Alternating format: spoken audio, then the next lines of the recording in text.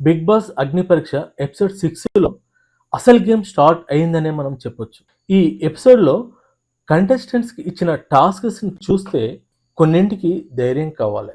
కొన్నింటికి భరించే శక్తి కావాలి. ఇంకొన్నింటికి ఎమోషన్స్‌ని కంట్రోల్ చేసుకోవాలి. మరికొన్ని మాత్రం పూర్తిగా లక్ మీదనే ఆధారపడి ఉన్నాయి. కానీ ఎపిసోడ్ చివరిలో హేమంత్ వర్సెస్ వెంకీ విషయంలో జరిగిన ఫేస్ ఆఫ్‌లో గెలిచిన వ్యక్తి డైరెక్ట్‌గా టాప్ 15కి వెళ్ళాలి. కానీ ఇక్కడ అలా జరగలేదు. మరి అతన్ని సేఫ్ అని చెప్పి మళ్ళీ అందరితో పాటు లైన్‌లోనే కూర్చోపెట్టారు. సో ఈ విషయాన్ని మళ్ళీ మనం మాట్లాడదాం ఎండింగ్‌లో. ఇక ఒక్కొక్క టాస్క్ ఎలా జరిగిందనేది మనం ఇప్పుడు చూద్దాం. హాయ్ ఫ్రెండ్స్, నా పేరు Srinivas Kollu. Welcome to my channel SK Fact Lab. Sreemukhi dare and die అనే టాస్క్ పేరుతో షోని స్టార్ట్ చేసింది. మొదటి టాస్క్లో చాలామంది కంటెస్టెంట్స్ ఆడటానికి ముందుకు వచ్చారు. కానీ శ్రీముఖి మాత్రం ఇద్దరినే సెలెక్ట్ చేసింది. వాళ్ళు శాలిని మరియు అమన్. ఈ టాస్క్లో ఎవరు గెలిస్తే వాళ్ళు డైరెక్ట్గా టాప్ 15కే వెళ్ళిపోతారు. మిగిలిన వాళ్ళు మళ్ళీ సేఫ్ జోన్లోకి వెళ్ళిపోతారు. అయితే టాస్క్ ఏంటంటే బాగా ఒక వారం రోజులు కుళ్ళిపోయిన వెజిటేబుల్స్ని తీసుకొచ్చి వారి తలపైన పోస్తారు. సో ఆ స్మెల్ని భరించి అక్కడ ఉండి ఈ టాస్క్ కంప్లీట్ చేయాలన్నట్టు. చూడటానికి చాలా సింపుల్గా అనిపించినా ఇది అంత ఈజీ టాస్క్ అయితే కాదు. ఆ స్మెల్ని భరించడం అంత ఈజీ కాదు. మళ్ళీ అక్కడితో టాస్క్ అయిపోలేదు. అయితే వీళ్ళు కొన్ని నెంబర్స్ని బాగా కుళ్ళిపోయిన పొటాటోస్లో ఉంచారు. సో వీళ్ళు ఏంటంటే ఆ మొదటి టాస్క్ కంప్లీట్ చేసి ఈ టాస్క్లో ఆ పొటాటోస్ని మొత్తం కచివిచి చేసి అందులోకించి కొన్ని నెంబర్స్ దొరుకుతాయి, ఒక 3 నెంబర్స్ వరకు. ఆ నెంబర్స్ని అటు ఇటు షఫిల్ చేసి వీళ్ళు ఒక లాక్ని అన్లాక్ చేయాలి. అన్లాక్ చేసిన తర్వాత ఆ బాక్స్లో ఒక మన నవదీప్ ఏదో జ్యూస్ అనేది క్రియేట్ చేసి అందులో పెట్టారట. సో ఆ జ్యూస్ని కంప్లీట్ చేసి ఒక స్టాచ్యూ లాగా ఇలా పట్టుకొని ఉండాలి. శ్రీముఖి ఆఫ్టర్ 3 కౌంట్స్ తర్వాత వారిని విన్నర్స్గా ప్రకటిస్తుంది. అయితే ఇక్కడ శాలిని ఈ టాస్క్ని సక్సెస్ఫుల్గా కంప్లీట్ చేసింది. అయితే శాలిని ఈ టాస్క్ను సక్సెస్ఫుల్గా కంప్లీట్ చేసి విన్నర్గా నిలిచి తను టాప్ 15కి మూవ్ అయిపోయింది. అమన్ కూడా బాగానే ప్రయత్నించాడు, కానీ అతను చేసిన కొన్ని మిస్టేక్స్ వల్ల వెనుకబడిపోయాడు. ప్రెషర్లో కొంచెం హరీ అవ్వడం, కన్ఫ్యూజ్ అవ్వడం అతని గేమ్ని వెనుకబడేలా చేసింది. అంటే ఇక్కడ టాలెంట్ లేక కాదు, ప్రెషర్ హ్యాండిల్ చేయడం ఇంకా ఇంప్రూవ్ అనేది కావాలి. తర్వాత సెకండ్ టాస్క్లో పూర్తి ఎమోషనల్. ఈ టాస్క్లో కూడా 4 కంటెస్టెంట్స్ వచ్చారు. ఎవరైతే ముందు బెల్ కొట్టి తన టర్న్ తీసుకుంటారో వాళ్ళు తమ ఎక్స్ లవర్తో కాల్ చేసి మాట్లాడాలి. ఈ టాస్క్ కూడా కంప్లీట్ చేసిన వ్యక్తి టాప్ 15లోకి వెళ్ళిపోతాడు. ఇందులో వరుసగా ఒకరి తర్వాత ఒకరు ముగ్గురు ఆ బెల్ను కొట్టి ఫోన్ ట్రై చేశారు, కానీ ఎవరికి ఫోన్ అనేది కలవలేదు. కానీ లక్కీగా ఎవరైతే లాస్ట్లో ఉన్నారో శివ సృష్టికి మాత్రం కాల్ లక్కీగా కలిసింది. సో తన ఎక్స్ లవర్తో మాట్లాడింది, కొంచెం ఎమోషనల్గా ఫీల్ అయ్యింది. సో మొత్తానికి ఈ టాస్క్ కంప్లీట్ చేసి తను విన్నర్గా అయ్యి టాప్ 15లోకి మూవ్ అయింది. కానీ ఇక్కడ ఇంట్రెస్టింగ్ విషయం ఏమిటంటే ఈ టాస్క్తో తనే కాదు, ఆ స్టేజ్ మీద ఉన్న అందరూ చాలా ఎమోషనల్ అయిపోయారు. కానీ శివ సృష్టి మాత్రం ఆ ఎమోషనల్ని హ్యాండిల్ చేసిన విధానం చూస్తే ఈ అమ్మాయి బయటికి కనిపించిన దానికంటే మెంటల్లీ చాలా స్ట్రాంగ్ ఉందేమో అనిపిస్తుంది. సో టాప్ 15లోకి ఎంటర్ అయిన తర్వాత ఆమె తన స్ట్రెంగ్త్ని గేమ్లో ఎలా ఉపయోగిస్తుందో చూద్దాం. ఇక మూడో టాస్క్ పేరు టాటూస్. ఈ టాస్క్లో కంటెస్టెంట్స్ తమ నుదుటి మీద టాటూ వేయించుకోవాలి. అది కూడా తు నీ బతుకు లేదా ఐఎమ్ ఏ లూజర్. సో ఈ రెండిట్లో ఏదో ఒకటి చూస్ చేసుకునే అవకాశం అనేది వాళ్ళకే ఇచ్చారు. ఇక్కడ కూడా సేమ్ ప్రాసెస్. ఎవరైతే ముందుగా ఆ బెల్ని అందుకొని బెల్ కొడతారో వాళ్ళకు ఆపర్చునిటీ అనేది లభిస్తుంది. సో ఈ టాస్క్లో రామకృష్ణ గెలిచాడు.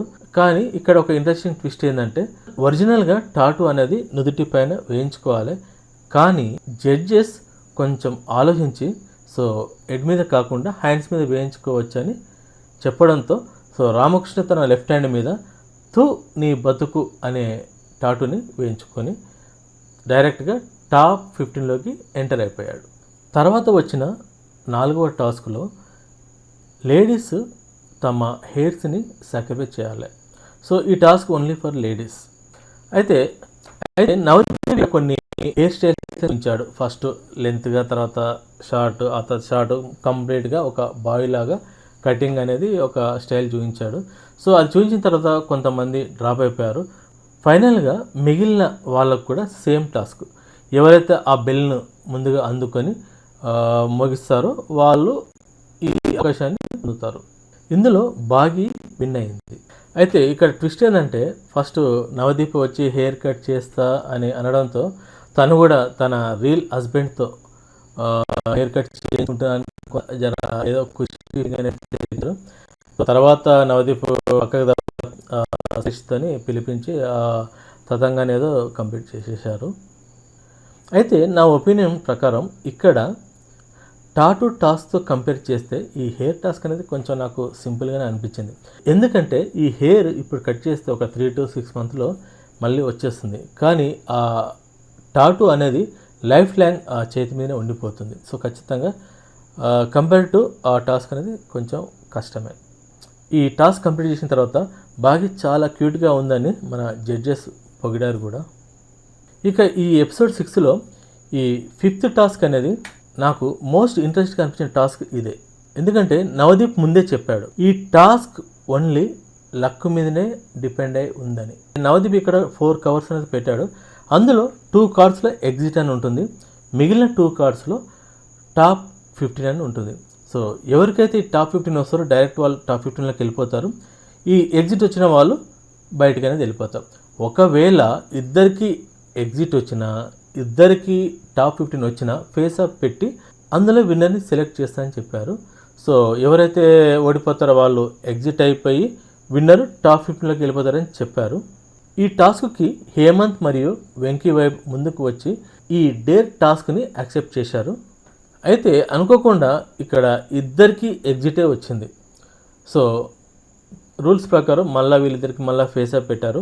అది కూడా ఏంటంటే ఒక బురద సెటప్ చేసి అందులో కొన్ని కార్డ్స్ ఉంచారు. సో వీళ్ళు ఏంటంటే ఆ బురదలో వెతుక్కుంటూ ఆ కార్డ్స్ని తీసుకోవాలి. అందులో ఎవరికైతే గ్రీన్ కార్డ్ వస్తుందో వాళ్ళు అనేది విన్ అవుతారు, మిగిలిన వారు ఎగ్జిట్ అవుతారు.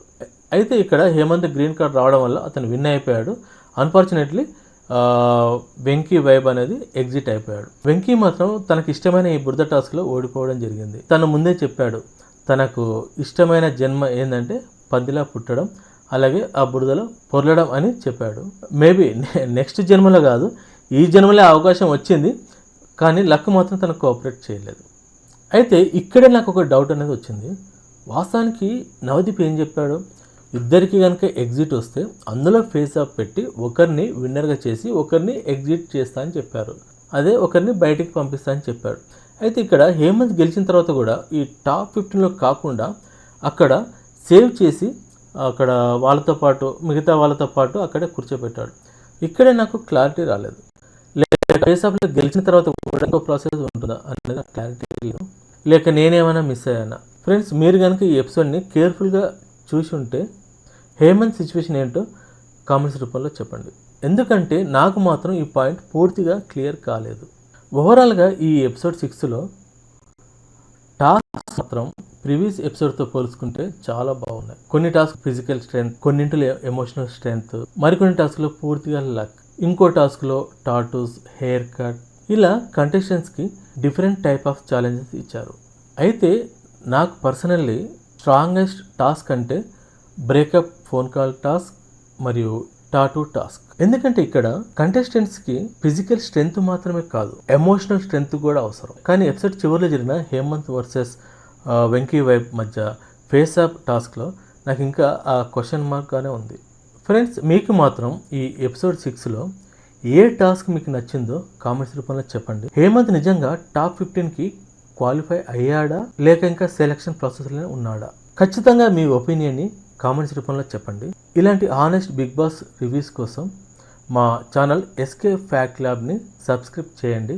అలాగే ఈ వీడియో కనుక నచ్చితే లైక్ చేసి షేర్ చేయండి.